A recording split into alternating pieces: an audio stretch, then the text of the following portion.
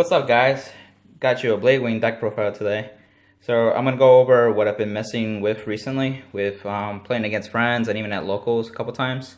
So let's get right into it. For the grade 3s, we play 5. It's one of the decks that I've actually have a lower grade 3 count, and there's a reason for it.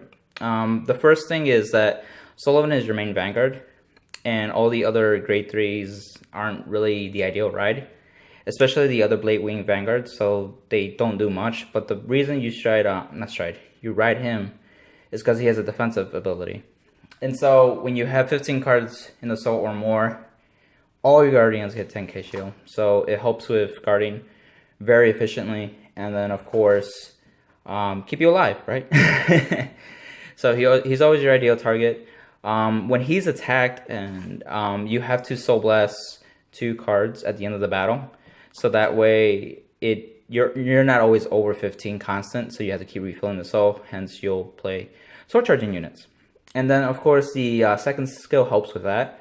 When he's basically placed on Vanguard, you can choose one of your rear guards and then choose up to 3 copies of that card and put it into soul from deck, which is cool. So you could do like a selective soul charge from deck. So keep in mind, you do want to ride him. He is compensated by draw triggers in this build, and most people actually play like 6 stand and 6 draw, so that helps without G assisting too often and all that stuff. And the other grade 3 that you bother to play with is the new Sharhat, and the reason because you play is because it's actually a good rear guard. The GB2 Darkness skill of it is when you have 10 cards or more in the zone and it attacks, it gets +5, and your opponent can guard with grade 0s from hand. So it's just like a silent Tom, which is really good, because you could use some kind of beat stick in Blade Wings, so he actually helps out quite a bit. No more than 5, because you don't even want to ride him. He does have a stride skill, but it doesn't work well with your typical Blade Wing setup. So that's why you play a low count, and if you do GSS, it's okay. As long as you ride him, you can get your advantage back with other cards. And it's part of the reason why I play the ranged singular. So basically, when you stride, you shove all grade 1s or greater in your field and himself into soul, and you draw 2 cards. So if he's the only rear guard on the field, it's a +1 technically. And if it's another card, you break even. But the idea of it behind it is you get 2 new cards in your hand, so you potentially get your combo pieces to keep soul charging during your main phase. And also, if you use a card that you targeted with Sullivan, it's another way to get that 4th copy in a sense if it was a grade 1 or greater. So the other skill has is the Darkness ability. It gets +2k as a booster. It can come up, but often enough it doesn't really help, but it's whatever. Some people play the other Forerunner, but it costs a counterblast, and I think it's more of a help setup for the Demagogue turn, which I'll go over in a bit. But him being free and giving you 2 new cards helps a lot with the consistency of your start and first stride turn to make sure you actually do something. So that's why that. So more onto the grade 0s, because this deck is a little funky. You're playing 4 Pneumatic Assassins. What this grade 0 does is basically, at the beginning of your attack step, if it's in your soul and you are Darkness, if you have 10 cards or more, you can pull it out and it gets +5. And if you have 15 or more, you get an additional 10k. So it's a 20k beat stick. And so how it works, you have a standing rear guard or vanguard. So you say, I declare an attack. You resolve any effects that are triggered that state beginning of the attack step, which she or he pops out. So you resolve those first, and she comes out of rear guard, let's say in the front row. Then you choose your unit to attack with. So you can choose her and attack with it. So as long as you have a standing unit, you can do the skill and just pop out and then choose it, or choose the same different unit or whatever you wanted to do. But the idea is that it does it at the beginning of the attack step. So that means you still have to choose to attack with later on, and also potentially boost if you have another front row rigger and you just want to make it a stronger attack. And also it comes up if you use Gillis Array to give it a 20k boost, making it like a 56k, no grade 1s or higher in crit play. Pretty common play, but it's still effective. And I do wanted to make a note about the Link Joker matchup. If you have one front row still open, you can use that same rearguard circle to keep popping out enigmatic assassins. So you can have your dummy grade 2 that you use to like soul charge stuff, attack first. Then you say you declare your attack with your Vanguard, and you pop as many as you have in soul, one by one though, and you can get multiple attacks. So if you count their rearguard that attack, your Vanguard, and then if you have 4 of these, you can get up to 6 attacks with one rearguard front row open. So just point that out. And it plays well with other cards too, which I'll later mention on. So the trigger lineup's different too. We're playing 6 stand, 5 draw, 1 crit, and then 4 heals, of course. So that glare though. So the stands are super helpful. They're mainly play for the effects, but the stand trigger itself actually comes in play. So what this cat does is basically your counter charge engine. You put it into the deck, shuffle it, soul charge 1, and if 6 or more, you draw. You flip a damage, and then you draw if you have 10 or more. So it's very good. You don't minus your soul charging, your constant charging for other rearguards to use counter blast, like Rare Jaeger, which we'll go over in a bit. And then we have the other cat that is the a different, more like a defensive kind of trigger. And what I mean by that is that if you have darkness during your opponent's turn, which is easy, using G guards, for example, it gets +5 shield and attack. So it's good offensively in a sense to make a booster or hit numbers, or it's a shield, a 15k shield by itself. But with Sullivan, it makes it a 25k shield. So if you just think about it, that's a 25k one card, which is nice. So most G Guardians are hitting that mark. So in a sense, it's kind of like a mini G Guardian. And then the second skill, when the attack did not hit and you guarded with it, it goes into the soul. So it helps fuel for soul for later on. And it helps, like, if you're like at, what's a good number? If you're at 16, for example, and you soul blaster, you're at 14. But then basically he'll go back into soul, put you in 15, which you'll have Sullivan once more. And it can come up. And then the 6, well, not 6, it used to be 6. It's 5 draw now. It's for the consistency reasons, to making sure you have your pieces early on and also throughout the game. If you do drive check them, they're not weak shields. If you have Sullivan online, they become 15k shields, which is really good. The 4 of you play is the one that you put into soul, and you may soul charge 1. So that can come up if you're very low on your deck, and soul charging could deck you out. So that's something worth to know. I've done it before where I just put it in soul and not soul charge from deck. And then of course you have another draw trigger. They don't have another draw trigger that has a skill, so you play a normal. And I was playing a 6 draw, but I noticed that it would be very helpful to have a crit here and there. So I started playing with 1 crit, and because you're able to recycle your stuff, you know, soul charging, soul blasting, and then putting things back into the deck from the drop, you're more than likely going to hit this eventually if you don't soul charge it or don't draw into it. So that helps. And it has a skill too, so you can put it in soul, give something plus 3k, enables darkness basically, and give something 3k. So it's useful, and it's 10k shield, so it's better than a normal draw trigger. That's my logic behind it. Some people play more crit, but more of the common ratios is 6 stand and 6 crit. 6 stand and 6 draw. There you go. We have 4 heal triggers. The ones you want to play is the one with the skill.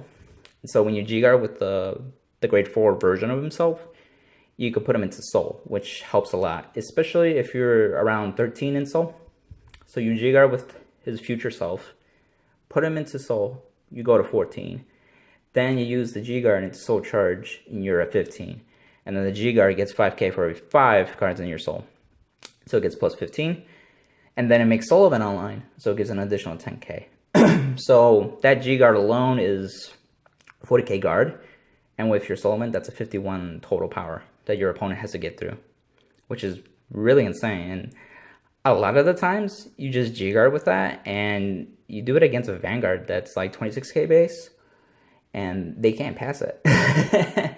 And a good amount of times, they're not boosting the Vanguard because, you know, 26k is already a hefty number. So they rather use, you know, boosters for like their rearguard columns. And so that helps with just 1 card in a Vanguard. It's pretty good. So for the grade 2s, we're playing 12. And we have for Sykes.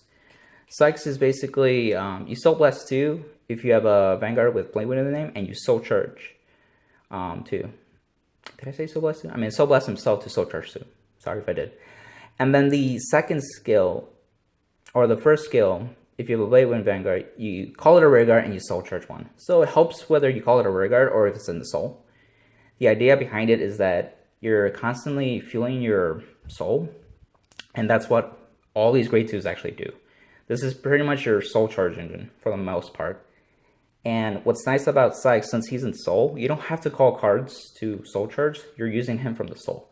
So it matters when you want to keep hand or don't want to call for a specific reason, especially if you don't reach a certain threshold. This deck works on certain numbers like 6, 10, and 15, for example. And Flying Librarian is that case. She's GB1, an AK, Counterblast 1. Soul Charge 2, and if you have 6 or more, you draw a card. If you have 10 or more, you flip face up, like a Counter Blast. And that's what I was talking about, where if you're not at a certain threshold, you won't get the full benefits of it. So you might miss out on a Counter Blast, you might miss out on a draw, so you lose one card from hand, that kind of stuff. And then the same thing with Covetous Succubus. She is very similar to her. Darkness, of course, and she's 9k base, and you kind of blast one, Soul Charge 1 though, and you get to unflip, and then you draw 2 cards and discard 1. So it helps filter your hand. Oddly enough, you think should be helpful in the sense that you want to play 4 of it. People do. I was playtesting more, and I felt like she isn't super as great because a lot of the times you wish that extra card, instead of going to your hand, you rather have it in soul. Because you're playing 5 grade 3s, so nothing's really bad in your hand to guard with, especially if everything's getting 10k shield. So I reduced the count to her to 2 and put in Dimensional Executioner. He's good because he's 9 GB. So what I like to do is when you ride to grade 2, you can call him a Rearguard, and you check the top 7, and you can put a Darkness unit into your soul, which, you know, Enigmatic Assassin is a target, for example. Ideally, I want to put like Word Tiger Jaeger, which is a grade 1 coming up soon, and it gives you a draw, so you don't lose out, which is good. So that way you can like poke their Rearguards and then do, you know, a couple of attacks in the early game. Do something, right? So that helps out. Then the first skill is the Darkness skill. You can Counterblast 1. If you have 6 or more, you get +2, and then if you have 10 or more, you get an additional 3k. So it becomes a 14k by itself most of the time in the late game, mid game. And if you have a 7k booster, that makes a 21 column. So that helps make numbers. It's also like a 1 card, you know, a beater by himself. You know, you don't want to drop enough. You don't want to drop a lot of cards into the field unless they like repay you with usually Flying Librarian and Covetous Succubus. And this helps too, and he's a beater, so he's usually worth staying on the field, so it gives your opponent a Rearguard to attack if they're worried about it. But it gives you some kind of aggression, and that's why I still play like 2 of. So the ratios are slightly different between different lists. Feel free to check it out, but I think this ratio is kind of relevant coming up with the new Lean Joker stuff, and I'll go over at the end of the video more about that, what I mean. So for the grade 1s, this way. So Word Tiger Jaeger is the famous card. It has 3 skills. It reminds me of a Yu-Gi-Oh card called Sacrifice for Clifforts, for those of Yu-Gi-Oh players or fans, or used to be players. The first skill is what I was talking about. When he goes into soul by effect or cost, you can Counterblast 1 and draw a card. So you can put him with any of your grade 2s that soul charge, and you can selectively put him in with Dimensional Executioner or the Mountain Executioner. So that gives you that +1. Which you need, and then the cat stand can refund that later on, which is fantastic. The second skill is a Darkness ability, and it's in the soul where you do it. You Counterblast 1 and discard a card. If you have 6 or more, you soul charge 1, so it helps with soul charging further on. And then if you have 10 or more, you can put it back into your hand. So it replaces itself in soul with another card from your deck, and it goes back to hand, so it negates the discard, so it's good. And what makes it even more synergetically good is the third skill. It's basically, if you have 2 or more Darkness units, it gets grade +2 when you pay the cost of Stride. So it's a Stride fodder. And then of course the Stride fodder is over here. So you're playing 6 Stride fodder here, and then 5 grade 3s, making it 11 cards in the deck that you can stride with by pitching 1 card. Very good card. What's very good is that you can basically, he goes from deck to soul, draw you a card, help you soul charge more, bounces back to hand, then you use it to stride with, and now it's in your drop, and then your other cards that recycle, like Tybalt and Tybalt, get it back into the deck, and you redo that again, and you're gaining advantage too, and that's how you build up your hand besides this draw triggers and stuff.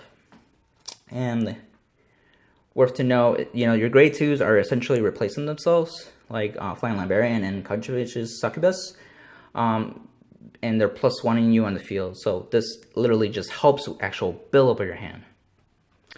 So, yep. With the 4 Creeper, it's the same as Sykes, where you Soul Blast and Soul Charge 2. You use it to keep that consistency of soul charging whenever you need it, and of course it's from soul, so you don't have to call Rearguards in a weirdly fashion if you're under 6 or under 10. And it's usually a card that I like to discard with Jaeger, because you'd rather have it in the drop and then not soul charge it, put it back into deck so you could soul charge it later, or soul charge it later. There you go. Words are hard. And the other thing I do is I kill it with her skill. She's a PG, she's the darkness one. Well, the first darkness one, and then she's GB1. And so you choose one of your grade 1s or less, and you bounce back to your hand. So it's a PG you can grab as a soul. So you either draw it or you have it in your soul and you have access to it, so it's good. It was very different to play 2 PGs. I usually play 4. But the way that this deck soul charges and recycles, like pretty much every turn, you're usually having at least 1 PG with a heal trigger or 2, and then your other cards are like +10k Guardian Shield, so you have plenty of shield to live your opponent's barrage of attacks or big attacks or all that stuff, So playing 2 actually works out pretty well. So that's pretty much the main deck. Let's go into the strike zone. I'm gonna put these guys out. Yeah, worth to note, Tybalt went up in price a while ago, and so people were like, crap, why is Tybalt so expensive? So it kind of sucks, but it is what it is. Tybalt's a really good stride, and I'll go over why. So your first strides are either Demagogue or Tybalt. Now, Demagogue is the one that basically can have a first strike kill turn. During the main phase, if a card is put into your soul, it gets +1000. And it's a red tech skill that is continuous, and it stacks. So if you soul charge 2 cards, you get 2k. If you soul charge 13, you get 13k. And it applies to the front row in general. It doesn't add it to units that are in the field. It's just applied in the front row. Kind of like a blanket in a sense. So if any rearguards show up during the battle phase, like Enigmatic Assassins, they're going to get the 10k and attack with it. Typically for stride, if you have Enigmatic Assassins, numbers you want to hit are definitely 11. Makes Enigmatic Assassin 31k. You get 12. Makes your 9k is 21k. If you hit 13, makes your 8k grade 2s 21. 14 makes your grade 1s 21k and over. And then of course 15 makes him 41. So hits good numbers. And of course if you have the grade 3 Sharhat too, that makes numbers too when you hit 15. Very good stride. That's part of the reason why you also play stands, because since they're power up and then you restand those things, I mean, if you restand a 31k Enigmatic Assassin, that's huge. So you can easily kill your opponent if you're pretty much set up well. And so that's why you play only 1 of. So Tybalt is there for the recyclability.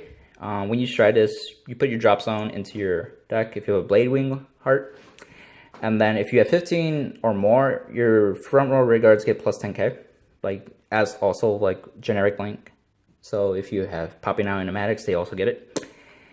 And if you have less than that, you soul charge 5. So it helps fueling the soul back again. And soul charge 5 is huge sometimes too. Especially if you're going from 14 to 19, you're pretty much well lit for your defensiveness for next turn. But yeah, and it helps you not deck out. DIs have that problem. And not until recently that Blade or Mouse is basically the other way to recycle stuff. With Tybalt, if you're gonna do a Tybalt, you generally soul blast your triggers. So that way when you recycle, most of your cards or triggers going back into deck, so you could drive check them and stuff. It's nuts. And if you have the cats and other stands and stuff. They're good cards to go into your soul or go into your hand to use the skills and all that stuff. Yeah. And then the same thing with Blader Mouse. He recycles stuff, but basically what he is, he's a restander. Your GB2 Darkness, kind of bless one, flip himself, put 2 cards from your hand into soul, and then you return all grade zeros on your soul and rearguard to deck and shuffle. So what's cool about this is you don't deck out. You can literally have 1 card in deck when you're about to attack, and you just boom, fill it up with triggers and stuff. And also, if you put the 2 cards into soul from your hand, if the grade zeros, they'll go to the deck immediately as well. If you put like Wear Terrier Jaeger, that helps compensate for the -2 in that sense. The discard 2, I mean. Or not discard 2, but you know, soul charge 2. You lose 2 cards in hand. So that helps with that. And it's good against, you know, if you're about to kill, you know, your opponent's at 5, this is the stride to push. So it took me a while to actually get the gist of it on when to time it right, because sometimes you can't really kill your opponent. If they're at 4 or 3 or something, then you rather like make sure when you do this, you're gonna kill them, and make sure you have decent enough soul to do it with. So yeah, and I do play 2 Gillis. Gillis is Persona Flip. You know, gets 10k shield. I'm not shield. 10k attack. Grade 1s. No, grade 1s are higher, and it gets crit if you have 2 or more in the G zone. And of course, you have to have 15 cards in soul, which is pretty easy in this deck. It's good against if you know they don't have a heal trigger, and this is the way to go. This is the way to go. It helps with the Link Joker matchup as well as Blader Mouse. Link Joker does not like Restander Vanguards, does not like guard restriction Vanguards. So that helps, especially with the upcoming release of the Link Joker set coming to English soon. So that's worth to know, and that's why I still play 2. And it helps end game sometimes quicker that you need to, because if you do go into time, it sucks. So this is kind of like one of your alternatives to actually end the game. And then you have the Sharaha Stride. It's another card, basically it's guard restriction, but it's Sentinels only. And you can retire your opponent's board, which is big, and it could mess up even Link Joker, especially at Chaos. Then they have to like commit cards to the board to actually make an effective push next turn. All that kind of stuff. And you can actually shove your animatic assassins back into soul, because you basically have to put every unit on your rearguard into your soul when you attack with them. Not sure why they did that, but it I guess helps the case with animatic assassin, so that's cool. Then you have Sabreeze. You know, for the grade 2 game, I was playing the GBA, but I rarely went into it. And when I got to GBA, most of the time I wanted to either Tubble or Blader Mouse, so I wouldn't deck out.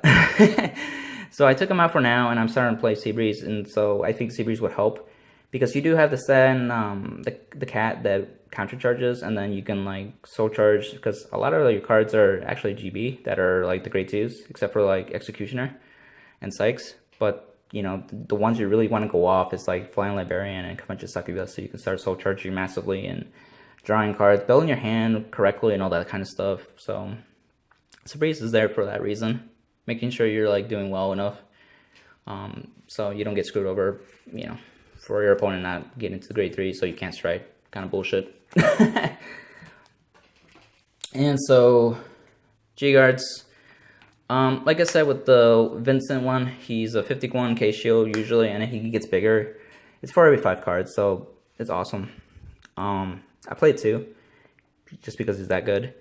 German is for like the resist stuff. Usually if you do it like against Nubutama, especially if they're on a Mujin Lord, if they attack with like your dominated unit with the stride skill, then you do this and then you like resist the rest of the rear guard, so they can't get dominated, for example. So you still play the 1-of. And Sabnak is good when you're going against like multi-attack, where you can like counterblast 1 when the Vanguard attacks the Vanguard, then you can give your Vanguard +5 and it gets +5. Your Vanguard's permanent 16 for the turn, so that helps with guarding, especially if you fall under the 15 count with like barrage or attacks. And then the other G guard is basically the Fighters Collection one, the original one, where you soul charge 2, and then if you have 6 or more, he gets +5 shield. These 2 G guards basically help you get to the 15 cards or more in the soul if you're like at 14 or at 13 kind of thing. So you get another battle worth of shield in that sense. So yeah.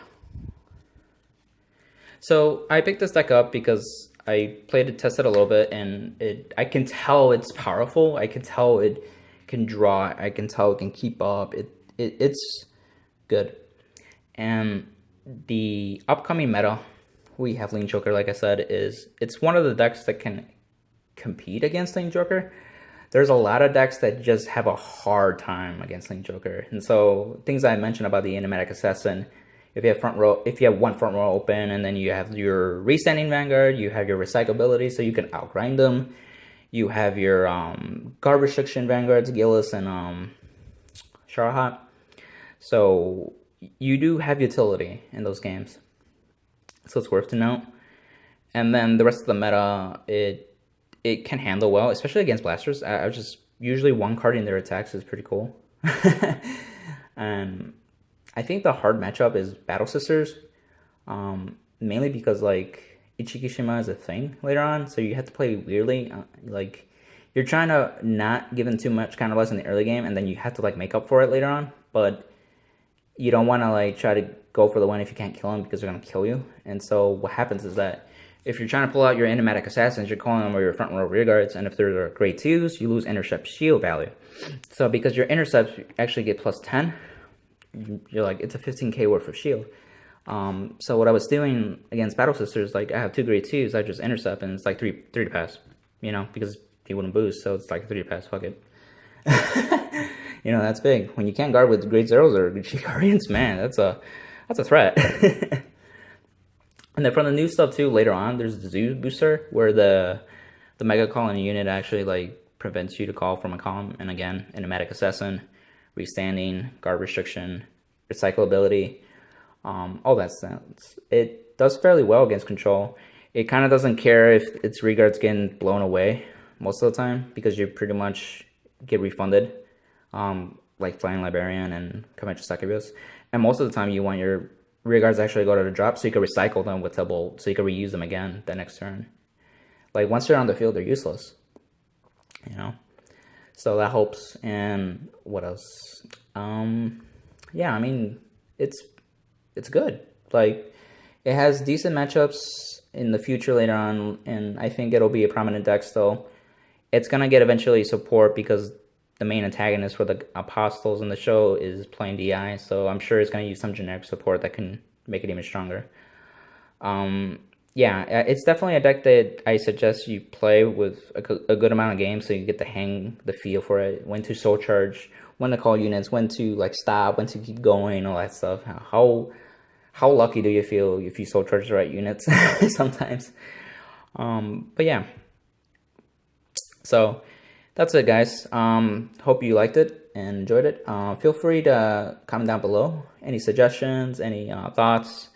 I'd like to get a discussion going for the future meta. We're talking about Link Joker, GPT-13, Zoo Booster, and all that kind of stuff coming up soon. Good stuff to talk about. So yeah, like, comment, share, and subscribe. Thanks, guys. See ya.